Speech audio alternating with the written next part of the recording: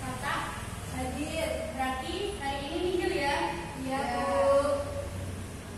Kita akan mempelajari tentang gaji. Gaji sebelum ke materi kita akan Ibu beritahu tentang tujuan pembelajaran. Yang pertama pengertian haji, yang kedua dasar hukum haji, yang ketiga larangan haji, dan yang terakhir tata urutan pelaksanaan haji. Nah, sebelum kita melangkah ke materi, Ibu mau tanya, minggu kemarin apakah kalian masih ingat pelajaran yang kita bahas? Kita minggu kemarin kita bahas sedekah. Di mana sedekah itu penyerahan hak milik kita kepada orang lain dengan ikhlas. Nah, langsung saja ya materi hari ini. Yang pertama, haji. Haji itu secara berasal dari kata haja yang berarti bermaksud menyengaja atau menuju ke tempat yang tertentu atau yang diagungkan. Sedangkan menurut istilah haji itu mengunjungi Ka'bah dengan mengerjakan ibadah-ibadah haji seperti tawaf, sa'i, wukuf, dan ibadah-ibadah lainnya untuk memenuhi perintah Allah dan mengharap ridhonya dalam waktu yang telah ditentukan. Terus hukum haji itu bisa dikatakan wajib ain, sunnah, makruh, bisa haram. Nah, wajib ain itu apabila seumur hidup itu dia seumur hidup itu dia telah mukallaf dan mampu melaksanakannya. Sedang bisa dikatakan sunnah dan bisa dikatakan makruh. Makruh di mana dia sudah mengerjakan haji itu, tetapi dia apabila dia berhaji lagi, sedangkan masyarakatnya itu butuh bantuan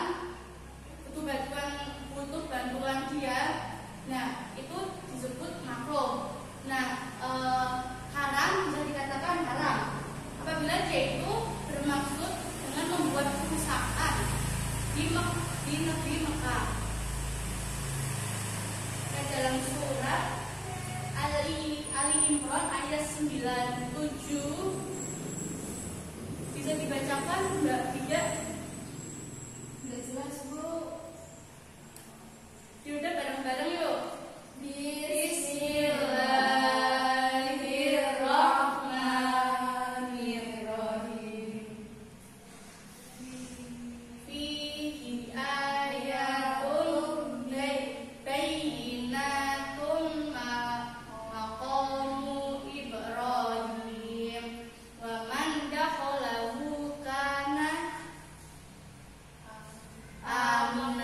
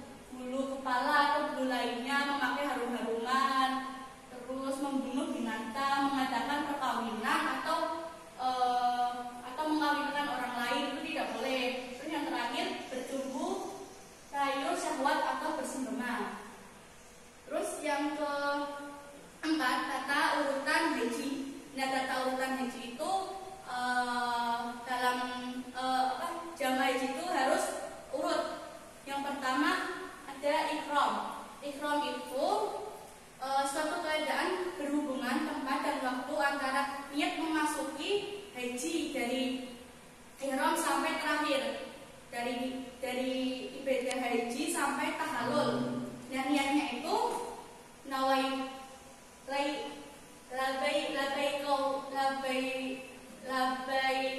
Allahumma hajja.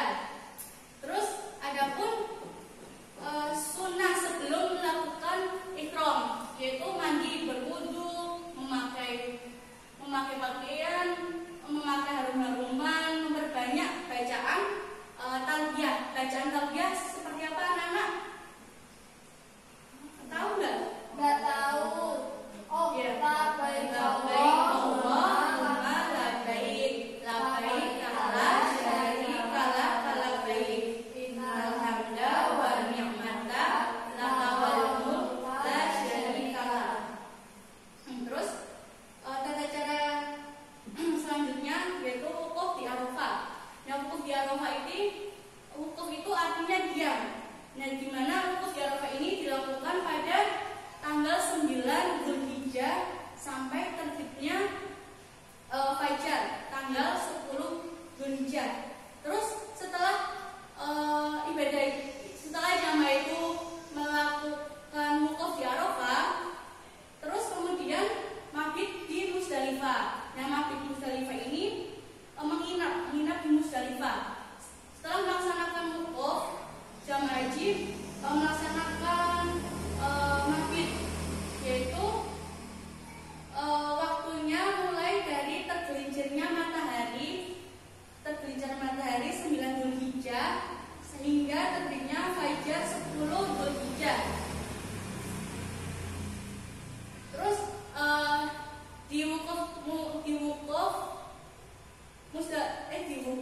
di mabit Musdalifah ini disunahkan berdiam di Masyaril Haram, yaitu tugu perbatasan Musdalifah antara Musdalifah dan Mina sampai pagi, memperbanyak zikir dan mengambil batu kerikil sebanyak 49 atau 70 kerikil. Nah, nantinya kerikil itu akan dilemparkan di Mina. Nah, selanjutnya Mina dan melompat jumroh di Mina. Mabit di sini 3 malam, yaitu tanggal 11, 12, 13 Dzulhijjah. Nah, yang pertama jumroh Aqobah pada tanggal 10 Dzulhijjah. Awal waktunya dilaksanakan pada malam Idul Adha. Nah, pada tanggal 11, 12, 13 Dzulhijjah dilakukannya melempar jumroh hula wusta Aqobah, di mana jamaah itu melakukan jumroh itu harus urut dari hula wusta Aqobah. Nah, setiap melempar setiap jumroh itu, jamaah itu harus melempar sebanyak 7 kerikil setiap jumroh. Nah, yang selanjutnya tahallul awal. Tahallul awal ini jamaah untuk diharuskan mencukur atau menggunting rambut sekurang-kurangnya 3 helai. Terus yang selanjutnya tawaf ifadah. Tawaf ifadah itu tepatnya pada tanggal 10 Dzulhijjah mengelilingi Ka'bah sebanyak 7 kali dari arah sejajar Hajar Aswad dan terakhir pula Hajar Aswad juga. Terus yang selanjutnya sa'i. Sa'i itu artinya apa? Berjalan. Ya, sa'i ini maksudnya berjalan dari Bukit Sofa ke Bukit Marwah sebanyak 7 kali. Nah, sa'i ini mengingat Ibu Siti siapa? Siti Hajar, ya. Siti Hajar berlari-lari dari Bukit Safa dan Marwah untuk mencari air. Air itu disebut air Zam-Zam. Nah, di situ untuk anaknya Ismail. Terus selanjutnya tahallul kedua, yaitu seseorang telah melakukan 3 perbuatan, yaitu umroh akobah, tawaf ifadah dan sa'i. Terus selanjutnya yang terakhir tawaf wada. Tawaf wada ini tata cara haji yang paling terakhir. Nah, ketika meninggalkan Makkah, sebaiknya wajib melakukan tawaf wada ini sebanyak 7 putaran. Ya, 7 putaran. Setelahnya disunahkan sholat 2 rakaat di belakang makam Ibrahim. Itu materinya yang Ibu sampaikan. Terus Ibu ada video untuk lebih jelasnya lagi. Ibu nyetel mainkan video ya. Tolong diperhatikan ya, anak. Ya, Bu.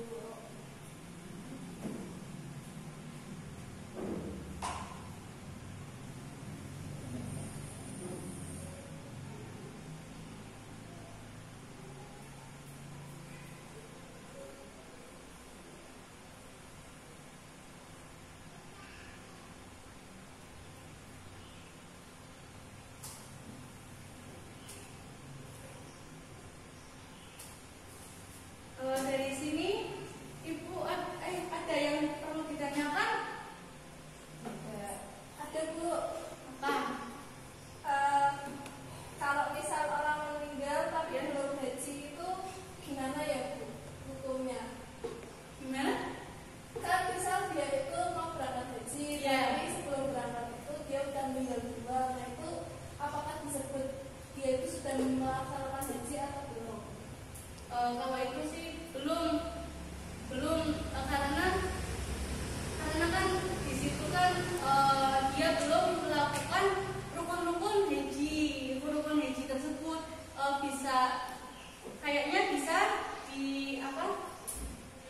Bisa diwakilkan oleh anaknya. Ada lagi? Ya, sudah. Sampai di sini Ibu akan membagikan kelompok 3 kelompok. Yang pertama kanannya itu sana, terus di sini.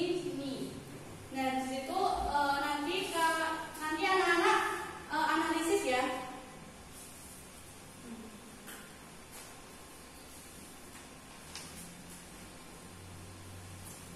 Didiskusikan terlebih dahulu. Sudah, anak? Sudah, Bu. Selanjutnya maju presentasi hasil diskusinya kalian. Gambar pertama. Ya, maju. Gambar pertama yaitu jamaah haji wukuf di Padang Arafah, yaitu puncak haji adalah wukuf di Arafah yang dilaksanakan pada tanggal 9 Dzulhijjah, pembeda antara haji dengan umroh. Walaupun wukuf di Arafah merupakan rukun haji yang paling utama, sehingga barang siapa yang tidak sempat melakukan wukuf walau telah melakukan semua rukun lainnya, hajinya dianggap tidak ada. Beri aplaus kepada Mbak Mida. Terus selanjutnya kelompok kedua. Yang selanjutnya yaitu jamaah haji melaksanakan tawaf. Tawaf adalah mengelilingi Ka'bah sebanyak 7 kali, dimulai dari arah yang sejajar dengan Hajar Aswad dan berakhir di Sarangkulat. Tawaf itu bermacam-macam. Yang pertama ada tawaf qudum, ifadah, dan wada. Hajar Aswad ada di dinding Ka'bah dan pintunya sama